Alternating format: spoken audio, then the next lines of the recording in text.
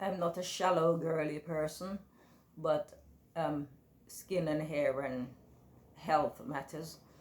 Um, Recently, I believe it was last Monday, not Monday gone, the Monday previous, I bumped into the former manager of the gym as I was going to the shop to buy a roll of thread. And I asked him, so when is the gym reopening? And he said, it's not, it's gone, and the hotel's gone as well. So this particular hotel that houses the gym, I joined specifically so I could use the sauna. There is actually a gym across the road from where I live. It's, I would say, maybe 8 minutes walk from my house. But this one, the hotel, it required me to get the tram in the morning. So I would pay three, I would go 3 days in the week.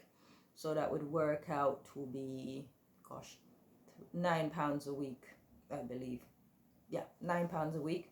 So I'd rather pay £9 a week so I could use the sauna than walk across the road for free, because I got from this particular leisure center what I needed. The reason I signed up to use the gym was so that I could use the sauna for my face and for my hair. Um, I'm a very logical person. I'm like Mr. Spock. I'm logical, so I worked out that if I was to go to the hairdresser, it would cost me a lot more. And if I was to go to get facials, it would, you add up the cost, it would work out a lot more than what it costs to go to the sauna.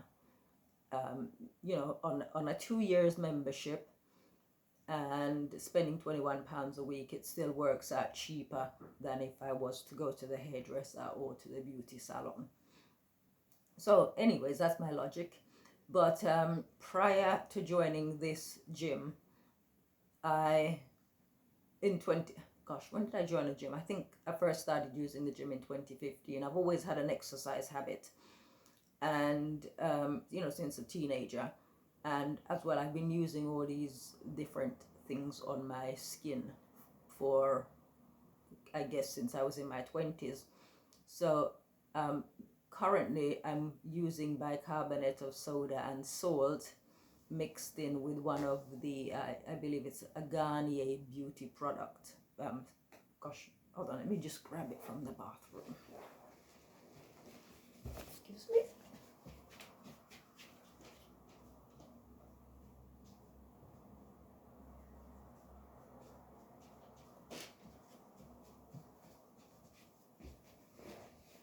This one.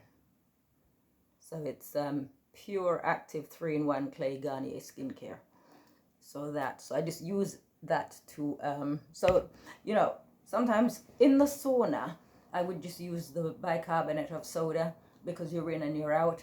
But with this one, I'm going to keep it on for a few hours, and it so really the results that I would get in the sauna in a few minutes, it takes me, I'm going to keep this on for about 3 or 4 hours.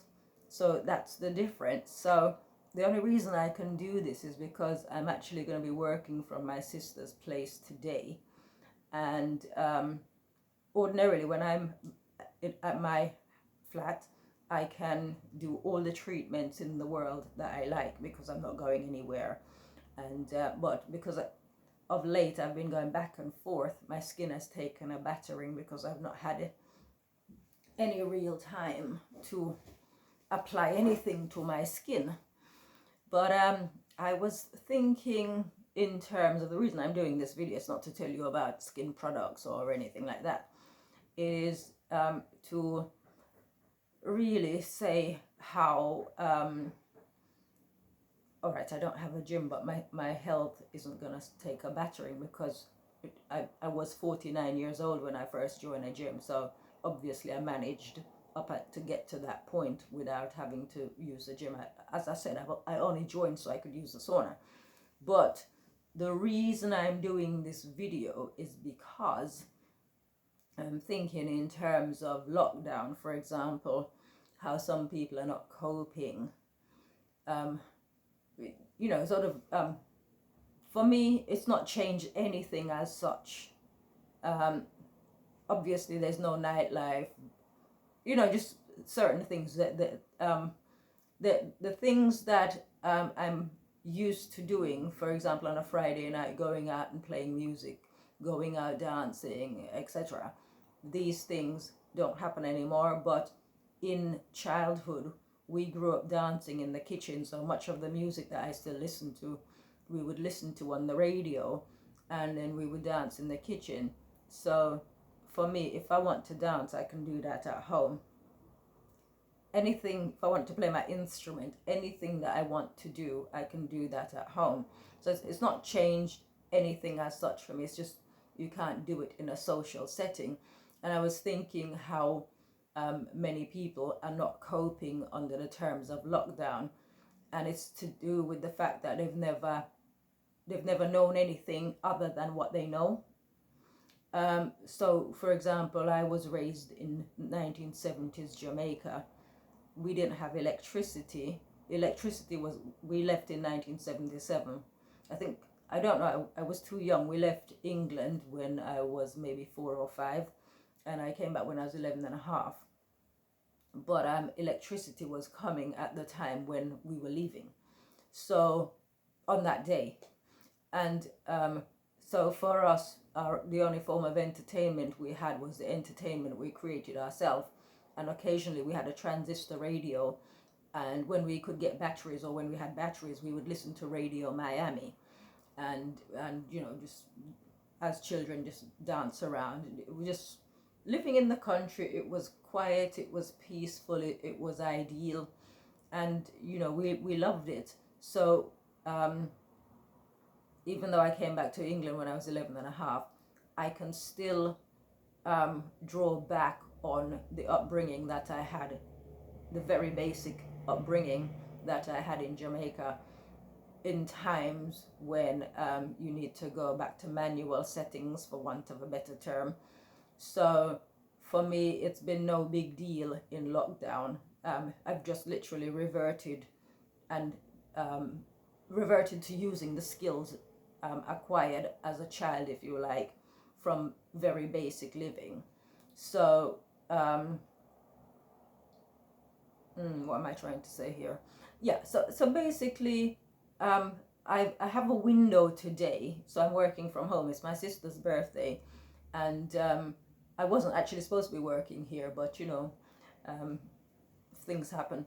So what I did was I brought some work back from my place to her place so that I could do perhaps work in the night. I didn't end up doing anything in the night. I went to bed early. But as I was approaching the hospital yesterday evening, I was just about to go into the entrance. One of my sister's friends called, and she was a little bit worried because she said she'd ordered some fruits as a gift for my sister, and they were being delivered here at her place today, and she was worried there would be no one here to receive them. And as I said, I didn't set out with the intention of coming here to work at all, but I've ended up here. So I'm going to be here all day, and I'll be able to take the delivery and to then take it to the hospital for her. And so, we have 24 hours, and in those 24 hours we can do what the heck I like. So I'm going to be doing a lot of sewing here today. What I'm working on is quite technical, and so it will require a lot of patience. So for me, if I've got to rush when I've got something that requires a lot of skill, then I'm gonna get all hot and bothered and frustrated. So I brought it here where I can take my time and I can work on it at my leisure. And usually when I'm working, sometimes I do very long days. When I'm working, that's the time, especially during lockdown, that's the time when I do all of this, put the stuff on my face, on my hair, and just let it sit there. And then I suppose closer, sometimes I will keep it on from morning till bedtime. And even though they recommend you sort of leave it on for half an hour or whatever, I go extreme, and it's done my skin no harm. I do the same thing with my hair. I use primarily lemon juice, only lemon juice, and this may seem disgusting to you. I've not washed my hair since November 2017, so I've gone almost 3 years without washing my hair. It's just lemon juice. So again, it was just lemon juice and sauna, and that worked fantastically. But alas, there is no more sauna, so we have to go back to manual. And yeah, so I guess the main point of what I'm trying to say here is that if you don't have anything to fall back on, so I've got manual settings. I was doing everything manually, even exercise. I was exercising from home. So, and I didn't need a group of people to, some people join classes because they don't have the motivation to do things themselves. I'm self-motivated, so for me, nothing is a problem. So when I see people getting depressed and even killing themselves because of lockdown, it's not something I can relate to, but I can kind of understand that if you have never been in a situation where you have had to, think outside of the mainstream, then it could be the case. So for example, when the technology goes down, that won't be a problem for me. We didn't have telephones, electricity, even the only form of plumbing we had, running water, was a standpipe in the yard in Jamaica, and we used to fetch and carry the water. We used to make wooden fires, so should we have to even go back to that? I think people like me who have done it would be in our element. So I don't know what you might want to take away from this video, but it's just to say that the reason why some people are not coping is because they've never had to cope. And I don't know. I just think people like me who have lived the hard way, well, some people would look at it the hard way, as the hard way. For us, it was fun. People who, like us, who've got experience of another way of living, when it comes to it, we can just revert, and there is no gap. There is no I don't know, I've not complained once. I've not complained about the hardships of lockdown. I've quite enjoyed it, really, because it's sort of taken me closer to the way that I would like to live. It's more calm. The only thing I would say, actually, funnily enough, it's just a thing where you must wear a mask. I have been so tempted to go outside on the bus wearing this, just because that's my sense of humor. But it's whether or not you can be bothered.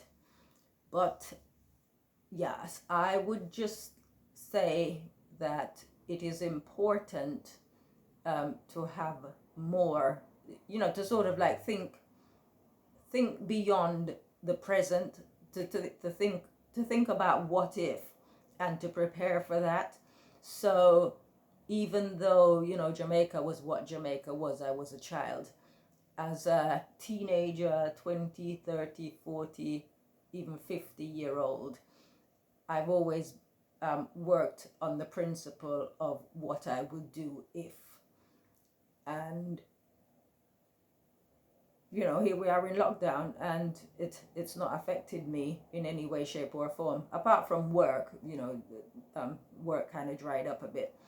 But I would argue that times are going to get perhaps a bit rougher, because we don't know what kind of leadership we are going to inherit in the future. But this is something I was thinking about from I was in my 20s. When you're in a system where you're relying on your leaders, I don't rely on leaders, I rely on God. So it doesn't apply for me. God doesn't change.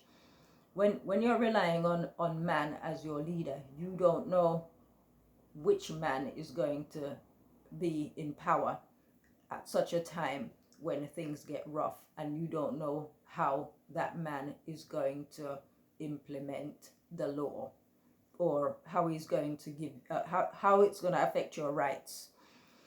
So I don't know. For me, nothing that's going on in the world affects me. I just roll with God. And it is a consequence of rolling with God while I'm here at my sister's place today, working, because he sees the present, he sees the past, he sees the future.